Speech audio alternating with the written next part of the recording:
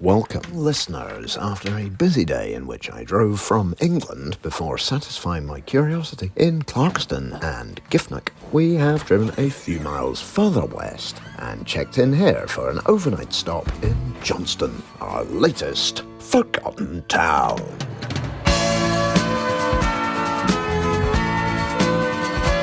Johnstone, Renfrewshire, population 16,090, rank number 639. I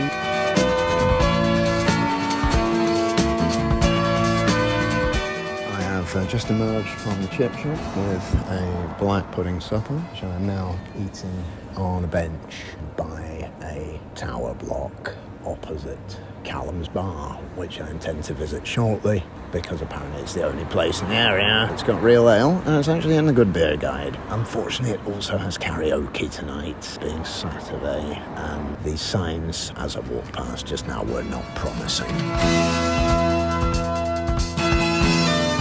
Elegantly laid out public park, Ludovic Square, a rather poignant bench erected as a memorial to all who have taken their own lives. In the middle of the park there is a very ornate water fountain, clearly no longer functional. Far into the park I find the High Kirk looming.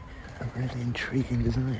A rather narrow building and an even narrower tower and spire. The Sunday service is apparently at blank AM, which does leave me quite a wide window of possibility. I think some sort of internet check may be required.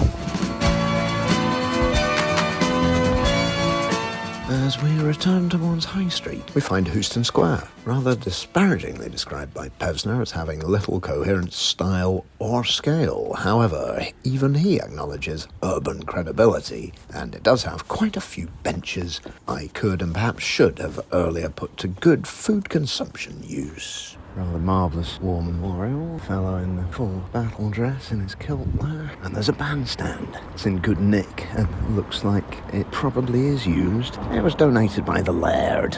I don't know which particular local chart botherers will have inaugurated it at that time. Need to check my Guinness Book of Hits single to see who was doing good business in 1891.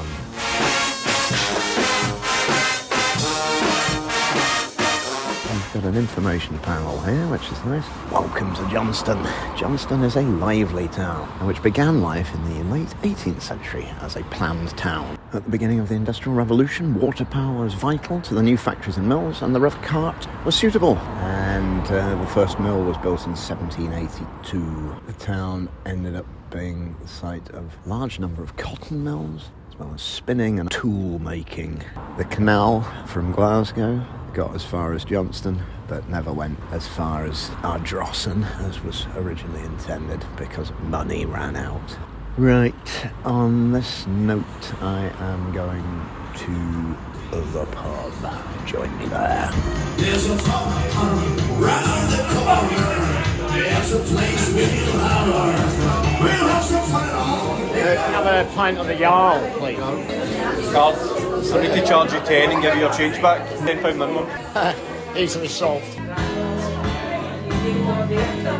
So as we settle in with a pint or two to the beat of some exceedingly eclectic karaoke favourites, there's time to fish a dog-eared postcard out of the mailbag from a Ms. Morix of Beeston, who welcomes the return in the last episode of, as she puts it, my robot sidekick, noting that things were far more fun when I spent my time arguing with an algorithm and moaning about local government than when I try unsuccessfully to be clever about architecture. Well, listener, we cater for all tastes here, and I will be sure to pass on your fan mail to Patricia. It is now Sunday morning, and the High Kirk having let me down on timings, I have just been attending the morning service at St John's Episcopal Church. Good morning. Are you on holiday, are you? Yes, passing through, I'm afraid. It's a nice wee church you got here. Yes, it's lovely. We like it anyway. Tea or coffee? I'll have a tea, please. Chocolate bourbon. There's plenty in the door. This is all very civilised here. Lovely to meet you. Thanks for having me. I've got the day ahead of me now to go and do touristy things. Next stop, Erskine. Johnston. But I've gotta leave old Johnston. town, and that leaving's gonna get me down.